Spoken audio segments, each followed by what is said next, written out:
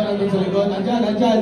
Yeah, shoutout sa inyo. Kanina late kayo. Pero kahapon, 1 PM pa lang, inunahan niya kami. Gusto pa tumulong mag-setup. Kaya shoutout sa kanila.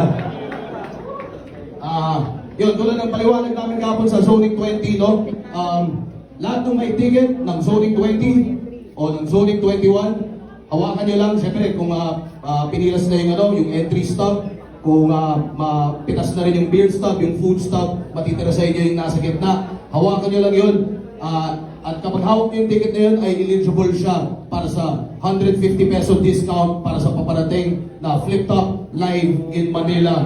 Ang pagbabalik ni Kuya Bamboo de Pistola, ni Sir Glock 9 at ni Sir Luni sa entablado ng Flip Top.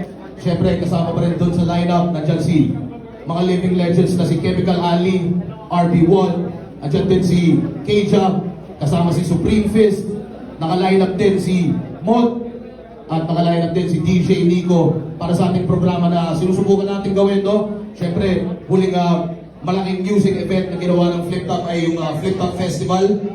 5 years ago na yun, kung saan kasama rin si Kuya Bam.